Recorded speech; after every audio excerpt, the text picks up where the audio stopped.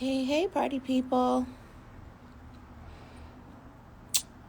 Happy Wednesday. Happy hump day. We are 2 days away from the weekend.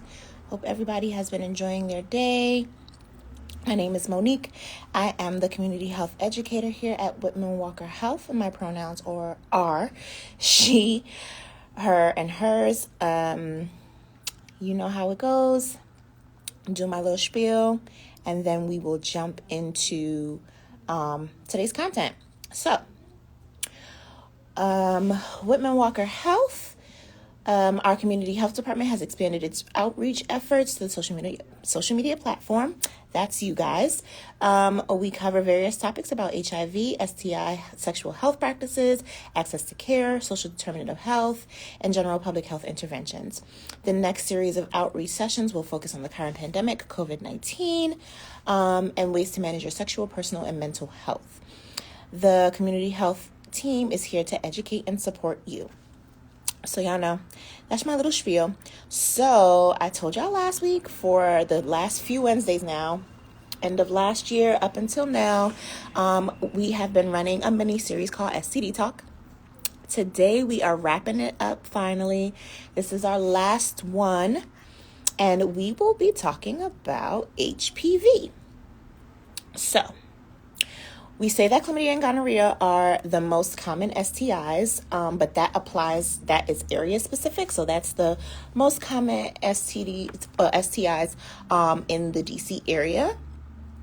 And they're the most common among 13 to 24-year-olds. But HPV is actually the most common STD in the United States as a whole.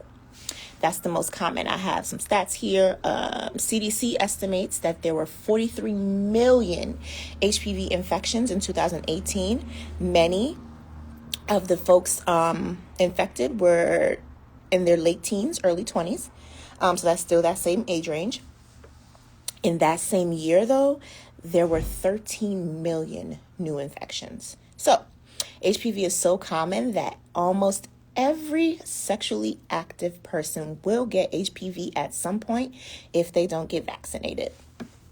HPV is not something that we test for in our regular STI screenings, just because there's no specific test for it.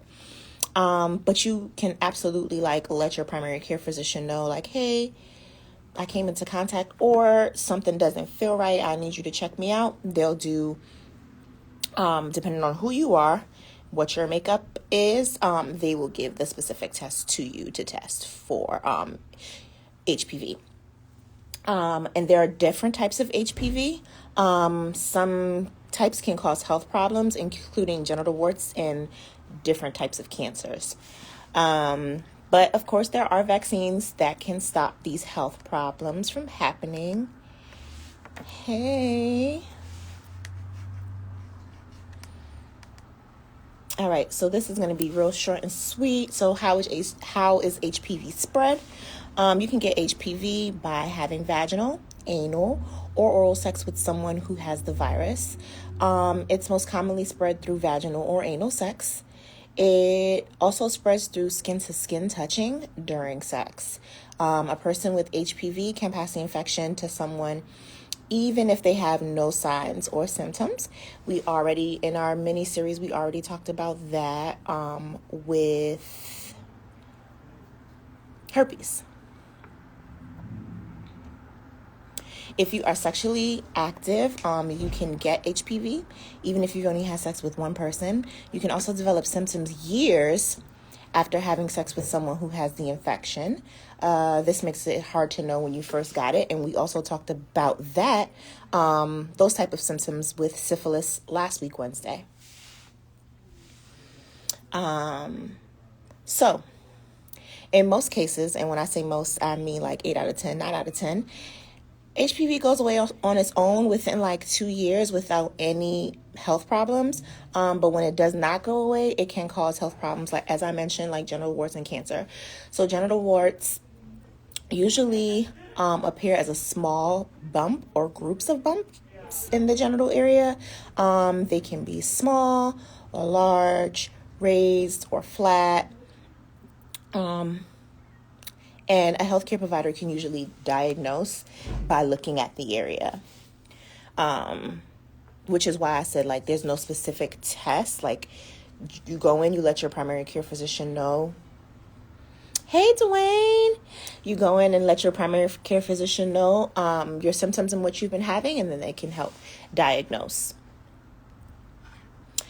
Hey, Dwayne. So you just checking in. We're talking about HPV. We've been running a mini series called STD Talk. Today's our last one, and we're doing HPV. So, HPV can cause cervical cancer and other cancers, including cancer of the vulva, vagina, penis, and anus. It can also cause cancer in the back of the throat.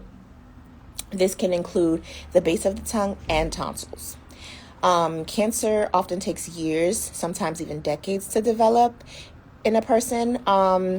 After a person gets HPV, genital warts and cancers are results of different types of HPV.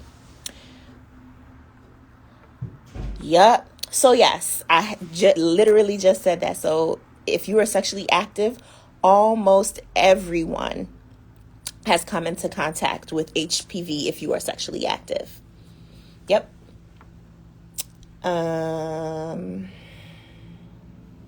What else?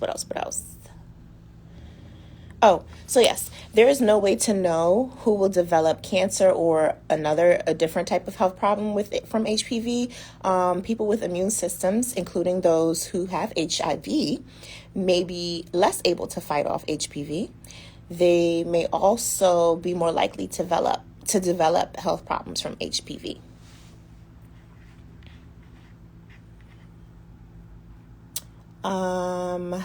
You can do several things to lower your chances of HPV, of course. I know that this is a touchy subject for some people, as we're currently pushing folks to get vaccinated right now, but one of the ways to lower your chances is to get vaccinated, and there is a vaccine for HPV. The HPV vaccine is safe and effective. It can protect against diseases, including the cancers caused by HPV, when given in the recommended age group. And let me read that out for you. So CDC recommends HPV vaccines for all preteens, including boys. I remember at one point it was only like girls, and then they did some studies, and then they determined that boys and girls in their preteen years, should be vaccinated. So at age 11 or 12 years old, and then everyone through ages 26 if you're already not vaccinated from being vaccinated at 11 or 12. HPV is a slow burn because it takes effect over so long. Yeah, definitely does. And it could take years, even decades to show up. Yes, correct. Dwayne said it won't be, my bad. Crochet Kingpin said won't protect you from getting a strand, but it will protect you from, will protect against the worst strands. Yes. So vaccine is not recommended for, I just learned this today. Vaccine is not recommended for everyone older than 26 years. 26 years old, HPV vaccine in this age range provides less benefit because sexually active adults have already probably been exposed, because literally once you become sexually active, almost everyone becomes exposed to it. So after 26, like, it's basically like we already here, fam, for real. So, yes, get screened for cervical cancer. Routine screening for women aged 21 to 65 years old can prevent cervical cancer. If you are sexually active, of course, we tell you, use condoms every time you have sex. This can lower your chance of getting HPV. However, there's a caveat. Keep in mind that HPV can be also transferred skin to skin. So any area that the condom does not cover is fair game when it comes to HPV. Of course, be in a mutually monogamous relationship. At any age, having a new sex partner is a risk factor for getting new HPV infection. So people who are already in a long-term mutually monogamous relationship are usually not likely to get a new HPV infection because you've been with that same partner. That partner has been with you. All right. How do I know if I have HPV? So, like I said earlier, there's no specific test to find out a person's HPV status. Also, there's no approved test to find out like HPV in the mouth or throat. There are HPV tests that screen for cervical cancer, like a pap smear. Healthcare providers use these tests for screening women ages 30 and up. Most people with HPV do not know that they have the infection. They never develop symptoms. And like I said, folks who don't develop symptoms, it usually goes away within like 2 years or so on its own. So you won't. Most people don't even know that they have it or had it. Some people find out that they have HPV when they get genital warts. Women may find out that they have HPV when they get an abnormal pap test result during a cervical cancer screening. So there's no treatment for the virus itself, but there are treatments for the health problems that it causes. But remember, to avoid this, you should get vaccinated. Sorry for the noise in the background. All right. And that was it for HPV.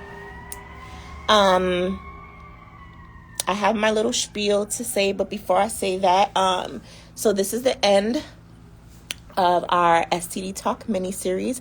If there was an STI or an STD that I didn't touch, like I said, we've been doing this for the past few Wednesdays. They are archived on the page. You can go and scroll. If there's any that I missed, feel free to drop it in the comment section once I post this video. Like, hey, you didn't talk about X, Y, and Z. And I could come through with a refresher. So, outro spiel. Y'all know it's about the COVID-19 vaccine. It's available for ages 12 and up, and it's actually available for ages 5 and up, are eligible to receive the Pfizer vaccine, and anyone 16 and up are eligible to receive a vaccine, period. That includes Johnson and Moderna. Please reach out to us at 202-207-2480 to make an appointment. Here at Whitman-Walker Health, we have the Moderna vaccine. We do not have Pfizer. However, if Pfizer is what you want and you don't know the avenues to call to get a vaccine appointment for Pfizer specifically, we absolutely would help you do that. So you can still call us and we can do the legwork for you and find a place that provides the Pfizer vaccine. For DC residents, you can find information on COVID-19 vaccine walk-up locations and eligibility at vaccinate.dc.gov or by calling 1-855-363-0333. Same for Maryland. You can get a vaccination appointment at covidlink.maryland.gov or by calling 855-634-6829. And Virginia residents, same setup. You can get an appointment at vaccinate.virginia.gov or by calling 877-829-4682.